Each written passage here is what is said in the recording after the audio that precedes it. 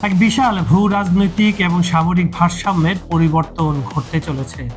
পর্দার আড়ালে কি তৈরি হচ্ছে নতুন কোনো সমীকরণ? সম্প্রতি ঢাকা এবং ইসলামাবাদের মধ্যে এমন একটি ঘটনা ঘটে গেছে যা পুরো অঞ্চলের প্রতিরক্ষা বিশেষজ্ঞদের কপালে চিন্তার ভাঁজ ফেলে দিয়েছে।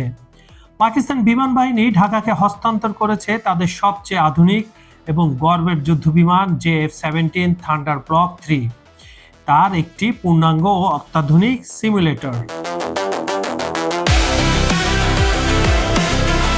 হ্যাঁ, ঠিকই শুনেছেন। সামরিক বিশ্লেষকরা বলছেন এটি কোনো সাধারণ উপহার বা সৌজন্যমূলক অনুদান নয়। আন্তর্জাতিক সামরিক কূটনীতিতে মূল যুদ্ধবিমান ক্রয় চূড়ান্ত চুক্তির ঠিক আগের ধাপই হলো এই সিমুলেটর হস্তান্তর।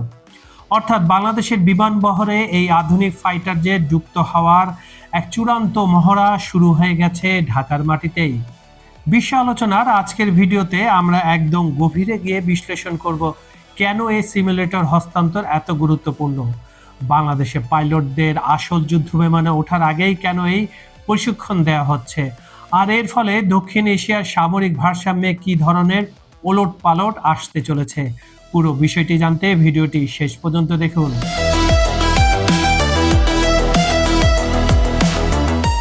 মে মাসে ঢাকায় অনুষ্ঠিত হয় বাংলাদেশ ও পাকিস্তানের বিমান বাহিনীর প্রথম আনুষ্ঠানিক এয়ার স্টাফ টকস।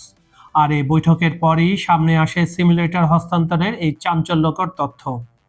পাকিস্তান বিমান বাহিনীর এয়ার ভাইস মার্শাল আওরঙ্গজেব আহমেদের নেতৃত্বে একটি উচ্চ পর্যায়ের প্রতিনিধি দল এই সফরে অংশ নেয়। এ দলে ছিলেন এয়ার কমান্ডার এবং গ্রুপ ক্যাপ্টেন পদমর্যাদার শীর্ষ কর্মকর্তারা, যা স্পষ্ট করে দেয় এই সফরটি কেবল কোনো সৌজন্যমূলক সাক্ষাৎ ছিল না। প্রতিরক্ষা বিশেষজ্ঞদের মতে এই বৈঠকের পেছনে ছিল সুনির্দিষ্ট প্রাতিষ্ঠানিক, বাণিজ্যিক ও কৌশলগত সামরিক উদ্দেশ্য। বৈঠকে পাকিস্তানি কর্মকর্তারা JF-17 ব্লক 3 বিমানের বহুমুখী যুদ্ধ সক্ষমতার বিষয়টি বিশেষভাবে তুলে ধরেন। এমনকি 2025 সালের ভারত পাকিস্তান যুদ্ধকালীন পরিস্থিতিতে ফরাসি রাফাল বিমানের তুলনায় এই JF-17 থান্ডার কতটা কার্যকর ছিল তার একটি তুলনামূলক চিত্র বাংলাদেশ সামনে উপস্থাপন করা হয়েছে বলে জানা গেছে। কিন্তু কেন এই সিমুলেটর হস্তান্তর এত গুরুত্বপূর্ণ? পাকিস্তান যে সিমুলেটরটি বাংলাদেশকে দিয়েছে সেটি কোনো সাধারণ বা প্রাথমিক স্তরের প্রশিক্ষণ ব্যবস্থা নয়। এটি সম্পূর্ণ যুদ্ধকালীন মান বজায় রেখে তৈরি একটি পূর্ণাঙ্গ সিস্টেম। এর মাধ্যমে বাংলাদেশের পাইলটরা আসল যুদ্ধ বিমানে ওঠার আগে যে কোনো জটিল মিশন বা অভিযানের বাস্তবসম্মত মহড়া দিতে পারবেন।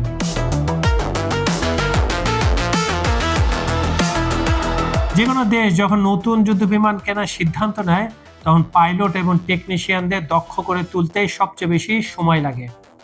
এই সিমুলেটরের সুবিধা হলো মূল ফাইটার জেটগুলো সশরীরে বিমান বাহিনীর যুক্ত হওয়ার আগেই পাইলটরা এর পুরো পরিচালনা পদ্ধতি এবং নিয়ন্ত্রণ ব্যবস্থার সাথে পুরোপুরি পরিচিত হতে পারবেন।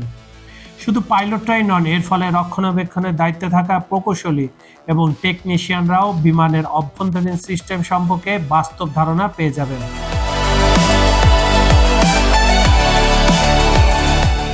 আধুনিক সামরিক বিজ্ঞানে এই ধরনের সিমুলেটর হস্তান্তরকে যুদ্ধ বিমান ক্রয় চূড়ান্ত চুক্তির আগের একটি বড় প্রস্তুতিমূলক পদক্ষেপ হিসাবে দেখা হয়। ফলে সামরিক বিশ্লেষকদের ধারণা এটি কোনো বিচ্ছিন্ন সামরিক অনুদান নয়, বরং বাংলাদেশ ও পাকিস্তানের মধ্যে আগামীতে হতে যাওয়া একটি সম্ভাব্য যুদ্ধ বিমান ক্রয় চুক্তির অন্যতম প্রধান এবং কার্যকরী ধাপ। আপনার কি মনে হয় বাংলাদেশের বিমান বাহিনীতে কি সত্যি যুক্ত হতে যাচ্ছে পাকিস্তানের JF-17 থান্ডার? আপনার মতামত কমেন্ট করে জানান। সাবস্ক্রাইব করুন চ্যানেলটি, কারণ আন্তর্জাতিক রাজনীতির এমন হট টপিকের আপডেট শুধু এখানেই পাবেন। বিজ্ঞাপন ও প্রমোশনের জন্য ডেসক্রিপশনে দেওয়া নাম্বারে যোগাযোগ করতে পারেন। বিশ্ব আলোচনার অনুষ্ঠানটি আপনারা পৃথিবীর কোন প্রান্ত থেকে দেখছেন কমেন্টে জানান। Bangladesh, Bharat, Pakistan, America, Europe, Ukraine, Brazil, Argentina, Africa, Saudi Arab, Kuwait, Dubai, মধ্যপ্রাচ্য, যেখান থেকে দেখুন না কেন আমরা আপনার মতামত শুনতে চাই। আজ এ পর্যন্ত আমি কাজল হায়দার বিদায় নিচ্ছি। দেখা হবে পরের ভিডিওতে নতুন কোনো ইস্যু নিয়ে। ভালো থাকুন, নিরাপদে থাকুন। আল্লাহ হাফেজ।